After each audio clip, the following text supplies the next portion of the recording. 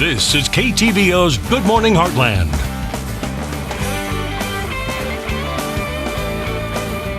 Welcome back. We hear about massive wildfires in other parts of the U.S. and sometimes they request extra aid, and that help sometimes comes from right here in Missouri. This morning we have Danny Hartwig with the Missouri Department of Conservation to tell us more about how they provide help in western fires. How are you doing? Doing great. How are you, Ella? I'm doing great. Thank you so much for coming on. So we were just kind of chit-chatting during the commercial break, and I had said that, obviously I'm very familiar with wildfires growing up in Arizona. Yes.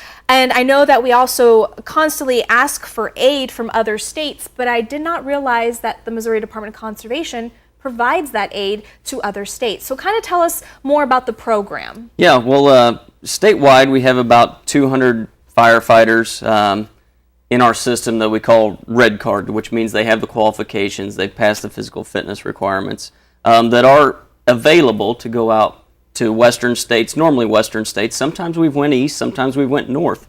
But there's about 200 of us that go out, and it's one of those things you don't have to do. Mm-hmm. We wouldn't force anyone to do that because sometimes it can get a little sketchy. Right.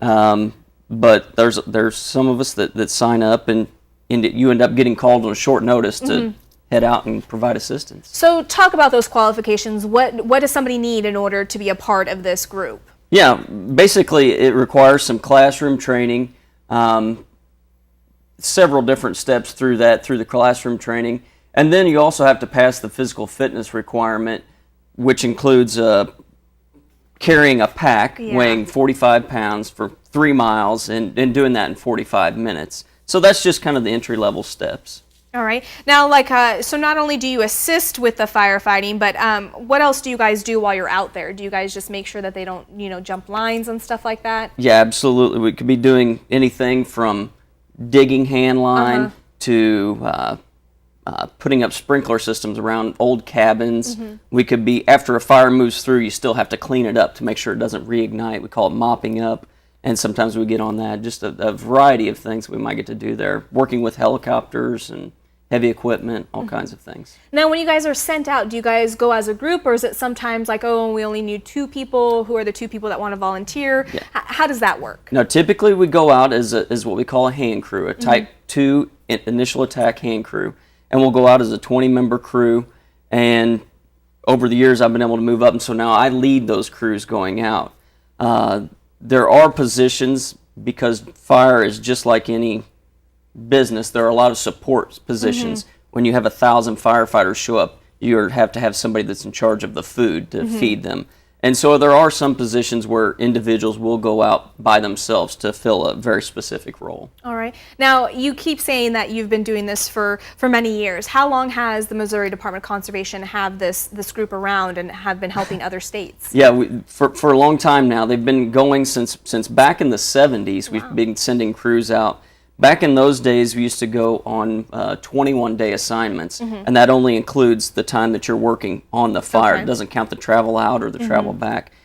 Since that time, they've shortened it to 14 days, but we regularly send crews. Last year, we sent about 50 firefighters out, mostly on hand crews and a few just in those single resource positions. All right, and who pays for all of this? The federal government actually will reimburse the Missouri Department of Conservation for all of our time, our overtime, any expenses we have incurred, and actually just a little bit more for the administrative portion for our dispatchers and such to keep track of where we're at and what we're doing. All right.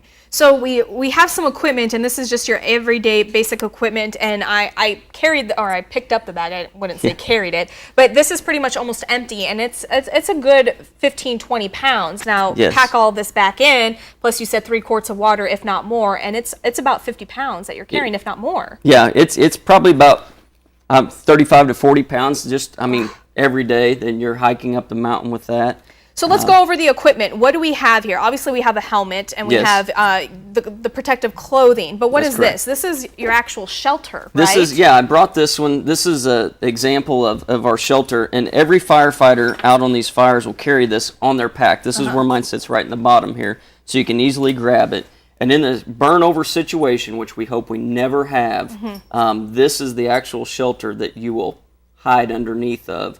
And you can see it's just a really thick aluminum Yeah. foil with a fiberglass backing, and it can't withstand direct flame contact, but it can really reflect radiant heat and has saved the lives of many firefighters. All right, and what else do we have? Obviously, we have some food here because Yeah. when you're out fighting fires, it's not like you can stop by at the McDonald's on the corner, right? No, and it just depends. You know, we talked, sometimes you're going to get good meals when you're in camp. Obviously, you know, you're not going to be in camp all day, so sometimes they'll send sack lunches. Sometimes you don't have that luxury, and you get the good old meal ready to eat, which I've actually grown to be quite fond of after experience.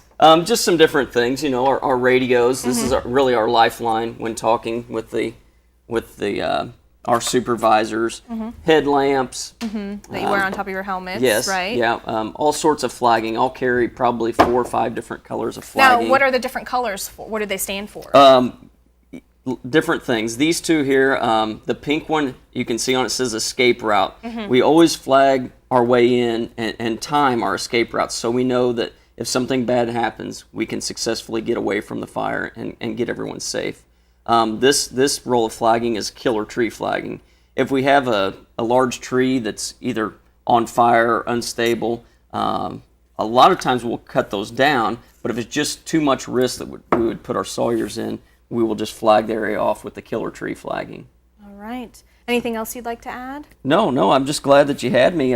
We'll be heading out again this summer. Yeah. Typically, the months that we get called out are July, August, and September, and so we'll be ready to head out again. All yes. right. Do you do training throughout the year to keep up to par with everything like that, and just to make sure you don't lose anything like that? Yes, absolutely. Okay. We do a lot of training throughout the year. Every year we have our annual Midwest Wild and Fire Academy in Jefferson City. It's the first week in June every year. So Now, people, one more question, sorry. People that are involved in your group, now, are they with the Missouri Department of Conservation, or are they volunteers from fire departments and stuff like that around the state? a little bit of both and Okay. everything. We're typically dispatched out of Rolla with the Missouri-Iowa Interagency Coordination Center. So you have folks from U.S. Forest Service, U.S. Fish and Wildlife Service, Missouri Department of Conservation, Iowa DNR, and local rural fire departments. All right. Well, thank you so much, Danny, for coming on. This is obviously a great and very interesting topic, and hopefully, you know, unfortunately, you do get called out. You know, it's not a good time when you do get called out, but we are very thankful for your help, and I'm sure a lot of the states in California as well are appreciative of your help. So thank you so much for coming on, You're very welcome. and we'll be right back.